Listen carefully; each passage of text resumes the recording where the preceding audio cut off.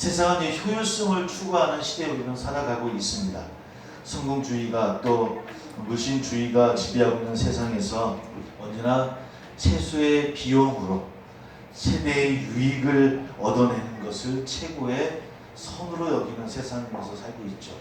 우리 이걸 뭐라고 얘기하냐면 가성비라고 얘기를 합니다. 최고의 비용을 들여서 최고의 유익을 내는 것도 기업의 유익이기도 하지만 또 우리들도 최소의 비용을 가지고 최고의 것을 얻을 수 있는 것, 최고의 기쁨을 얻어내려고 하는 것 또한 가성비이기도 하고요. 또 같은 값이면 내게 도움이 될 수 있는 사람에게 도움을 주는, 언젠가 나에게 도움이 될 것 같은 사람에게 도움을 줘야지 라고 하는 그런 마음들이 있는 것도 또한 사실은 가성비를 생각하는 인간 강구의 모습이 아닐까라는 생각을 해보게 되어집니다. 근데 요즘 그런 조금 좀 변하기 시작했습니다. 요즘 기업의 그런 방침들이 사실 가성비보다는 가심비라고 하는 것을 더 추구한다고 합니다. 이게 뭐냐면 최소의 비용을 가지고 고객들의 최고의 마음을 얻어내려고 하는 방법이라고 하죠. 가심비라고 이야기를 합니다. 저도 찾아보다 이 단어가 눈에 딱 띄더라고요. 그래서 어떻게든 조금의 비용을 들여서 고객들이 어떻게든 그 마음이 그 상품에 갈 수 있도록, 그 기업에 갈 수 있도록 그런 방법들을 찾아나가는 것. 그래서 어쩌면 눈에 보이는 것보다는 그 마음을 먼저 살려고 하는 것, 이런 것들이 이제 기업이 갖고 있는 지금 방법인데, 근데 가만 되돌아보면 교회는 좀 거꾸로 가고 있는 것 같아요. 자꾸 가성비에만 우리가 몰두하고 있는 것은 아닐까. 더 많이 치장하고 더 많이 커지고 그러면 더 많이 올 거고 더 많이 거둘 수 있을 것이고 이런 마음으로 가는 건 아닐까라고 하는, 진짜 오늘 이 시대에 우리 교회에 가장 필요한 것이 이 가심비라는 이런 방법의 마음들이 필요한 것은 아닐까. 근데 교회는 거꾸로 가고 있는 것 같아요. 사실 오늘 함께 했던 말씀이 이런 우리가 생각하는 늘 추구하는 것, 가성비와는 좀 반대되는 이야기예요. 적당히 잘 믿고 그러면 하나님이 복은 좀 많이 주셨으면 하는 그런 마음들, 우리 가성비거든요. 근데 하나님의 일은 그러진 않아요. 하나님 우리에게 그렇게 이익을 내게 하신 분은 아니신 것 같아요. 적당히 해서는 적당히만 주시는 것 같아요. 아니면 적당히도 덜 주시는 것 같고, 우리는 그렇게 믿고 있거든요. 그냥 적당히 예배도 드리고 적당히 신앙생활도 하고 적당히 관계도 이루어 나가면 하나님이 어떻게 좀 잘 채워주실 거야 라고 하는 마음들. 근데 오늘 함께 했던 본문의 말씀은 교회력의 말씀이긴 하지만 오늘 우리가 사는 이 시대에 우리의 마음으로는 다르게 거꾸로 가는 그런 말씀들을 우리에게 주시고 있습니다. 오늘 잘 알고 있는 말씀이지만은 이 말씀을 전하면서 함께 또 나가면서 함께 나눠보려고 합니다. 오늘 예수님께서 어느 바리새파 사람의 집에 아마 식사 초대를 받아 가신 것 같습니다. 식사 중에 예수님께서 하신 말씀으로 미루어 볼 때 아마 그 가정의 혼인잔치에 초대를 받으신 것 같은데, 근데 그곳에서는 예수님만 계셨던 것이 아니라 함께 초대받은 바리새파 사람들, 또 그 당시 사람들이 있었던 것 같아요. 근데 그 사람들은 초대를 받고 신부 신랑에게 축하의 말을 전하고 즐겁게 담소를 나누고 그것으로만 끝나고 그것에 집중하는 것보다는 오늘 예수의 말씀을 보면 식탁의 어느 자리에 앉아야 될까라고 더 관심을 갖고 온통 신경을 기울이고 있었던 것 같아요. 그러니까 예수님 시대의 팔레스티나 문화에서는 잔치에 초대받은 사람들에게 높은 자리라면 어떤 자리냐면 주인과 가장 가까운 자리. 그래서 우리 혹시 마지막 만찬이라는 그 그림 보셨죠? 성화들 보시면 예수님이 계셔요, 가운데. 그 주변에 누가 있는지 혹시 기억나십니까? 요한도 있고 베드로도 있고 야고보도 있고, 그렇게 우리가 알기에 예수님을 가까이 있었던 것 같은 제자들이 그 그림에도 이렇게 가까이 있어요. 그러니까 그 당시 그 시대에 잔치를 벌리게 되어져서 자리를 정할 때는 되도록이면 높은 자리에 앉고 싶어 하는데 높은 자리가 어느 자리냐? 주인과 가까운 자리. 당연히 왕에게 초청받으면 어느 자리에 앉는 게 높은 자리겠습니까? 왕에게 가까운 자리. 우리 교회는 누구 옆에 가까이 있어야 될까요? 우리 교회는 누구에 가까이 있어야 될까요? 왜 대답을 못 하십니까? 하나님 앞에 가장 가까이 있어야죠. 우리 교회는 하나님께 가장 가까이 있는 자리가 무슨 자리요? 높은 자리예요. 목사나 장로님 옆에 있어도 좋긴 좋지만 그러나 하나님께 더 가까이 계셔야 되는 거예요. 아멘? 이건 아멘 하셔도 돼요. 예, 더 높은 자리. 하여튼 그런 배경이었었어요. 당연히 그러다 보니까 뭐 그런 사람들이 모습을 보고 예수님이 평하셨던 것 같아요. 그때 예수님께서 어떻게 말씀하시냐면 8절 9절이에요. 한번 함께 읽어보겠습니다. 같이 시작. 네가 우리나 문인잔치에 청함을 받았을 때에 높은 자리에 앉지 말라. 그렇지 않으면 너보다 더 높은 사람이 청함을 받은 경우에 너와 그를 청한 자가 와서 너도 이 사람에게 자리를 내주라 하니 그때 내가 부끄러워 그 자리로 가게 된다. 어떻게 보면 꼭 서세술처럼 들리는 말씀이에요. 이렇게 하면은 괜찮을 거야 라고 하는 하나님의 처세술 같아요. 스스로 높은 자리에 앉으려다가 참기당하지 말고 처음부터 겸손한 자세로 낮은 자리에 앉았다가 사람들의 권위에서 이렇게 자연스럽게 올라가 앉아. 그러면 그게 더 좋은 거야 라고 하는 처세술처럼 들려주는 말씀이기도 해요. 근데 사실은 이런 처세술 같은 모습으로 우리에게 주시는 말씀 분명 아닐 겁니다. 왜냐하면 세상의 지혜와 하나님이 주시는 지혜는 분명히 성경에서 많이 다르거든요. 세상의 지혜가 스스로 높아지려고 하는 것이라고 한다면 하나님의 지혜는 자신의 한없이 작은 연약함을 인식하고 겸손하게 낮은 자리에 앉으라는 거예요. 그러니까 좀 다른 모습을 갖고 분명히 있습니다. 그렇게 자신을 낮은 자리에 둘 때 그를 높여주시는 분이 누구냐? 바로 그분이 하나님이시라는 겁니다. 10절에 이런 말씀이 있습니다. 함께 읽어봅니다. 시작. 청함을 받았을 때 차라리 가서 끝자리에 앉으라. 그러면 너를 정한 자가 와서 너도 어시어 올라앉으라 하니 그때와 함께하는 모든 사람 앞에서 영광이 있으리라. 예, 너를 청한 자, 우리가 혼인집 잔치 주인이겠지만 하늘나라로 우리를 초대하시는 하나님이시라는 그 표현으로 우리 읽어도 틀리지는 않을 것 같습니다. 어떤 사람이 하늘나라에 어울리는 사람이겠습니까? 어떤 사람이 하늘나라에 어울리는 사람이라고 말씀하고 있습니까? 자신의 자금을 아는 겸손한 사람이라는 뜻일 겁니다. 마태복음 20장 30절 주님은 이렇게 말씀합니다. 내가 진실로 너에게 이르노니 세리들과 청년들이 너희보다 먼저 하나님 나라에 들어가리라. 사실 듣기 거북하고 힘든 말씀입니다. 여기서 너희는 대제사장들, 백성들을 뜻하는 말씀입니다. 사실은 그 사람들 처음부터 교만한 마음을 가진 사람들은 아니었을 거예요. 아마 바리새인들도 제사장들도 율법학자들도 처음에는 순전한 마음으로 하나님께 나아갔던 사람들 아니겠습니까? 하나님을 경배하기를 원했고 말씀대로 살아가기를 원하는 사람 아니었을까요? 그러나 어느 순간부터 악에게 마음을 내어주게 되어지고 자신도 모르는 사이에 교만의 마음이 점령당하는, 그래서 높은 자리만 탐하는 손배가 되어진 것을 우리는 바라보게 되어집니다. 우리도 그런 것 같아요. 그래서 이 교만이라는 마음이 우리에게 금방 오는 건 아니에요. 우리가 처음에는 겸손했는데 어느 날 갑자기 눈 떠보니까 내가 교만해졌더라 그러던가요? 그러진 않아요.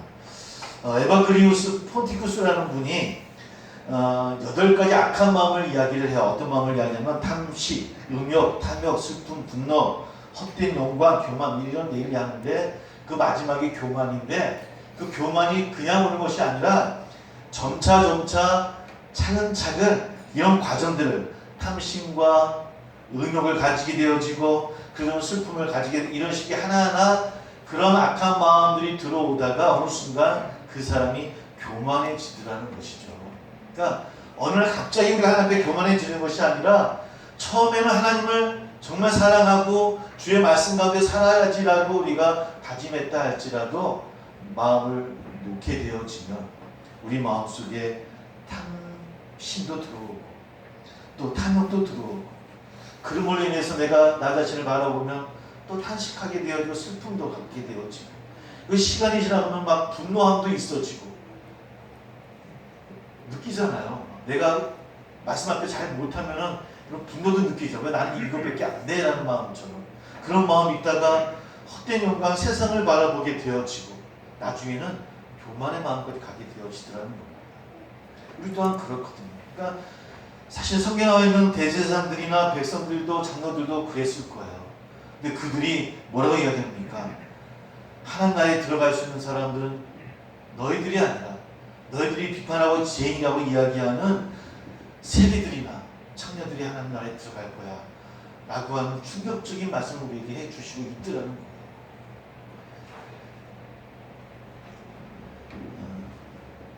어쩌면 오늘도 우리 그런 마음으로 와 있지 않습니까? 오늘 하는 겸손한 하나님께 정말 낮은 마음으로 예배 드려야지. 그러면 그 우리 마음속에 하나하나 우리의 모습을 갉아먹고 있는 그런 마음들이 있어요. 내 마음을 예배에 집중하지 못하게 하는 것. 그래서 누가복음 14장 10절을 보면 우리 자기를 높이는 자는 낮아지고 자기를 낮추는 자는 높아지리라 말씀하고 있긴 있지만, 그러나 그 말씀을 따라간다는 것이 쉽지 않더라는 것. 어떤 아이의 그 시가 있어요. 시탄 마리아라고 하는 유치원생이 쓴 시예요. 이건 제가 읽어드릴게요. 왜 두 개 다 밥 말았어? 시탄 마리아, 시탄 마리아. 이제부터 나한테 물어보고 두 개 말아줘. 꼭 그래야 돼. 이게 6살짜리 아이가 지은 시예요. 제목이 시탄 마리아. 왜 두 개 다 밥 말았어? 우리 그죠? 왜 부먹을 해? 찍먹을 해야 돼? 이런 거나 마찬가지인 것 같아요. 이제부터 나한테 물어보고 두 개 말아주세요. 나는 그게 싫단 말이에요. 한 아이가 완성되어지는 과정 속에서 이제부터 나한테 물어보고 두 개 말아줘 라고 이야기하는 그 아이가 너무 신비하지 않습니까? 너무 신비한 것을 다 겪었잖아요. 늘 부모가 먹여줘야 되고 또 따라가면서 그 아이를 밥을 먹여줘야 했던 아이가 무엇을 주던 입 벌리고 그것을 받아먹던 아이가 어느 순간에 왜 말았어요? 내가 알아서 말할 텐데 라고 단호하게 이야기하는 그 아이의 성장하는 모습이 참 신비롭긴 해요. 어떻게 저렇게 잘하고 성장할 수 있을까? 그러면서 사실은 성장하고 아이가 가지만 정말 그 아이에게 그런 신비롭고 우리에게 기쁨을 주는 어느 때입니까?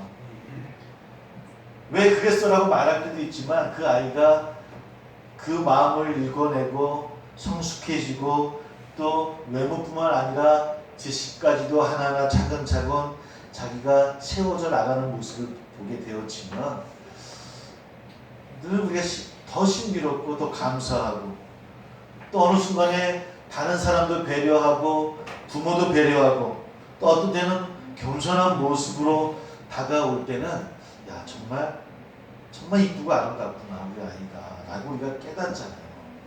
중이 전까지. 그죠?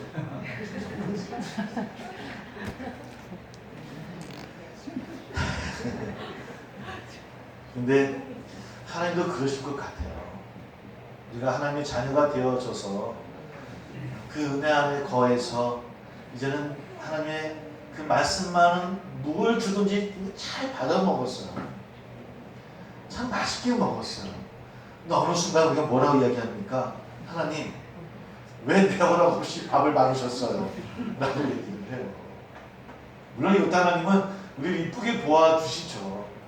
그리고 우리가 그러면서도 조금씩 성장해 나가요.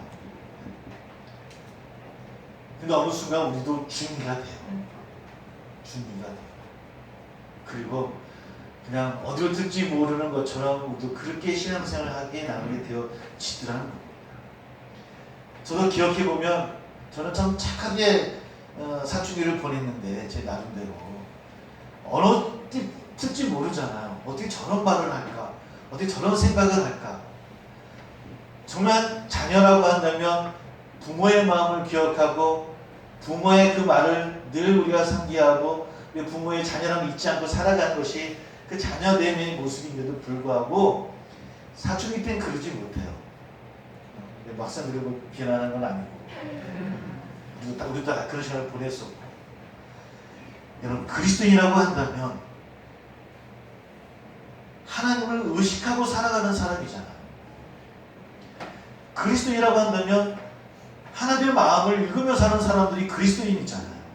우리 그것을 그리스도인다움이라고 이야기를 해요. 어떤 상황 속에서도 그 하나님의 마음을 헤아리는 사람이 그리스도인이에요. 왜? 우리는 그 은혜로 사는 존재이고 그 은혜 때문에 다시 태어난 존재이고 작은 존재임에도 불구하고 그 은혜 때문에 큰 자처럼 살아가는 존재들이거든요. 그렇다고 한다면 인식을 하며 살아가야 되잖아요. 그런데 우리가 그러하지를 못해요. 분노가 우리를 잡아먹고 있고요. 숱한 영광에 세상의 영광에 우리가 눈독 들이고 있고요. 그러다 보니 우리 마음속에 하나님은 떠나가고 교만함이 가득 차요. 그래서 가성비만 생각해요. 하나님과의 관계 속에서도 가성비만 생각해요. 어느 정도 이 정도 했으면 하나님이 이 정도는 더 주셔야 돼 라고 그때는 생각을 해요.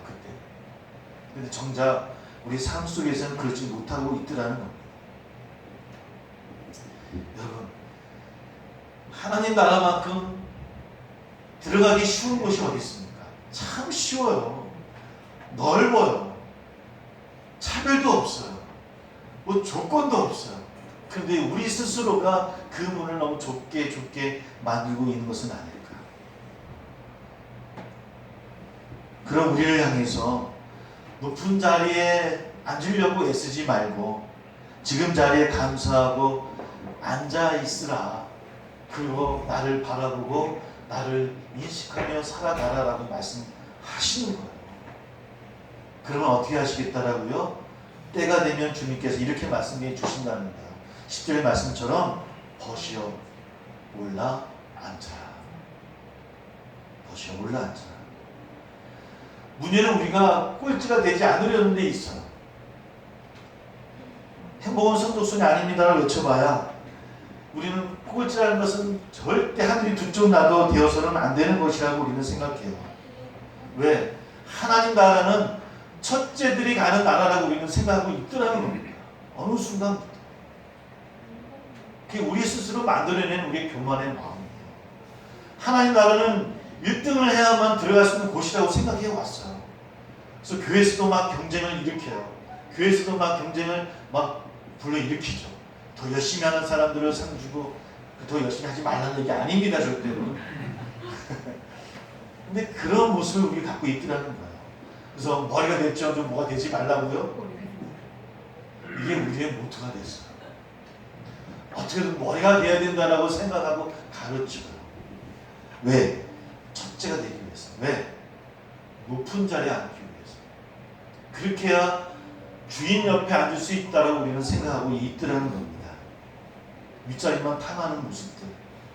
우리가 이런 자리는 이런 마음들은 없는지.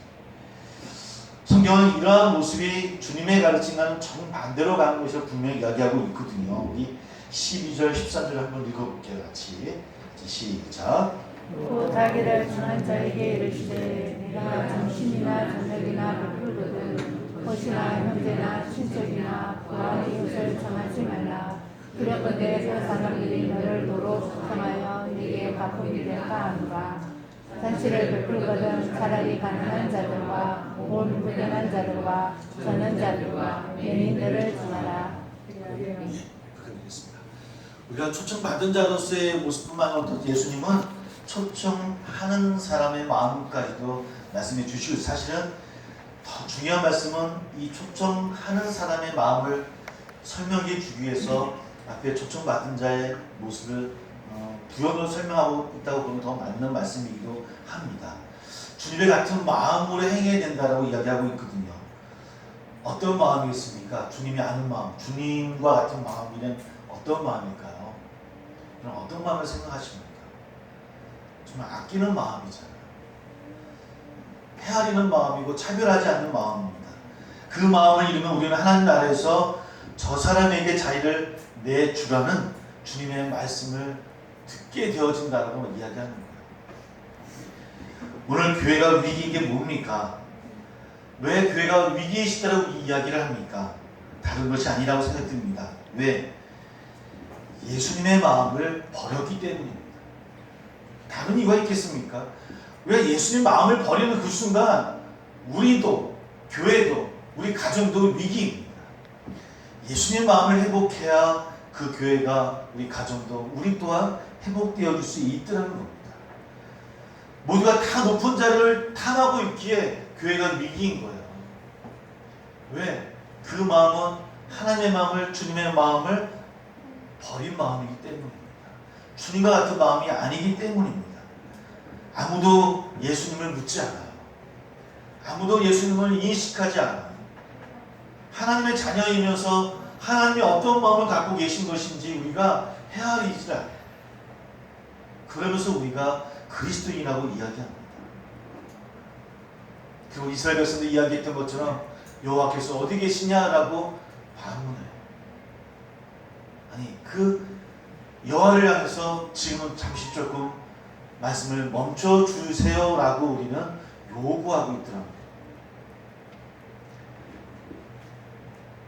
예레미야 2장 5절 이런 말씀이 있습니다. 나 여호와가 이와 같이 말하노라. 너희 조상들이 내게서 무슨 불의함을 보았기에 나를 멀리하고 가서 헛된 것을 따라 헛되이 행하였느냐.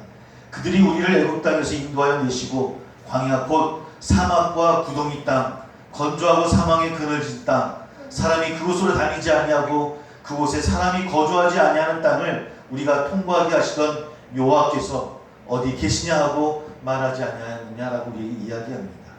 또 예레미야 2장 8절을 보면 제사장들은 여호와께서 어디 계시냐 말하지 아니하였으며 율법을 다루는 자들은 나를 알지 못하며 관리들도 나에게 반역하며 선지자들은 바알의 이름으로 예언하고 무익한 것들을 따랐느니라. 그 말씀 안에 여호와 하나님의 섭섭함이 그냥 짙게 묻어나는 말씀이에요. 대체 너희를 왜 나를 잊고 있는 거냐? 어쩜 그럴 수 있느냐는 말씀인 거예요. 너희를 구출해내고 너희를 헛된 곳에서 구하고 너희 모든 땅을 좋은 곳을 주고 너희들을 인도해냈는데 어찌 너희들 대체 어디 있는 거냐? 아니, 나를 버리는 너희들 마음이 너무 섭섭하다는 말씀이에요. 여호와 하나님이 이스라엘 백성들을 향해서 우리에게 하시는 말씀이에요. 고스란히 그 섭섭한 마음을 가지고 우리에게도 말씀하고 계십니다. 너희들 대체 어디 있느냐? 아니, 너희들이 내가 어디 있느냐고 물어보고 나를 반하고 있는 것은 아니냐. 여호와께서 어디 계시냐라고 묻지 않는 시대에 살아가는 우리가 아닌지. 아니, 여러분, 멀리 한국 교회나 크게 교단을 다 떠나서 우리들 자신 한 사람 한 사람이 일주를 되돌아봅니다. 우리 여호와를 찾는 삶을 살았습니까? 하나님의 마음을 인식했습니까? 그저 헛된 것을 따라가고 무익하고 또 헛된 것을 행동하며 살았던 우리들의 모습은 아니었는지.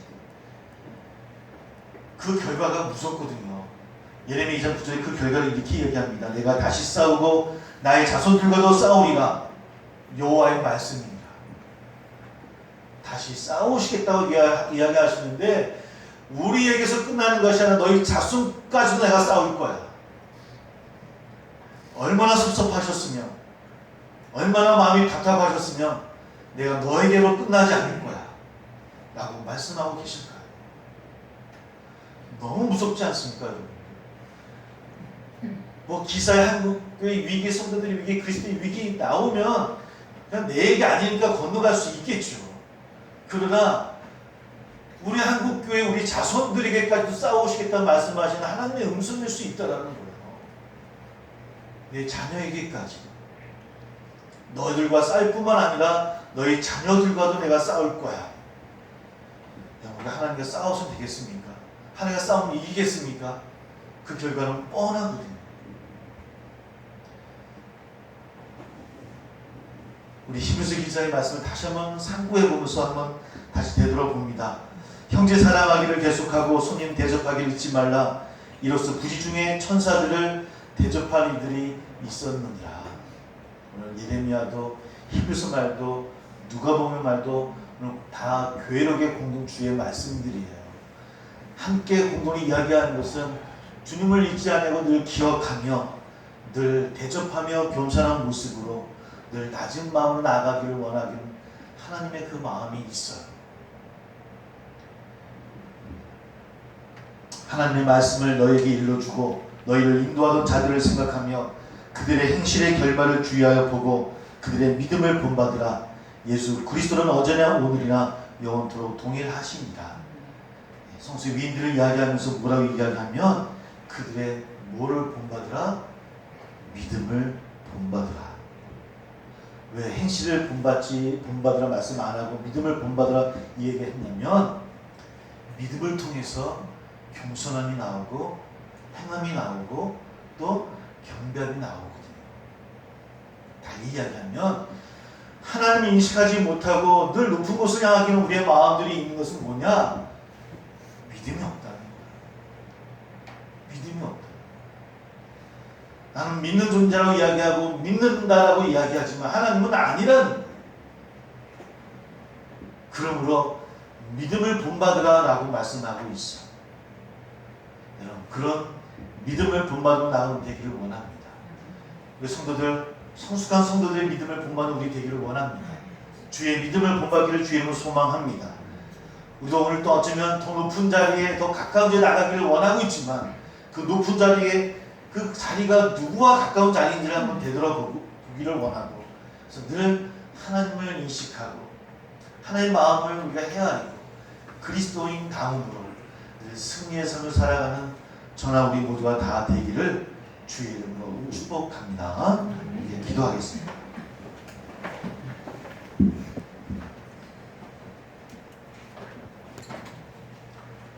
이제 우리는 성찬에 함께 참여하게 되어집니다. 우리가 주님의 살과 피를 바라보게 되어집니다.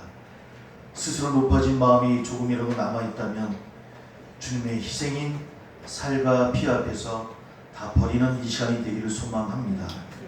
그리고 부활의 소망을 가지고 나 또한 주님의 몸과 피처럼 이 땅 위에서 주의 귀한 복음을 전하는 자가 되겠노라 함께 다짐하며 소망하며 기도함으로 성찬을 준비하도록 하겠습니다.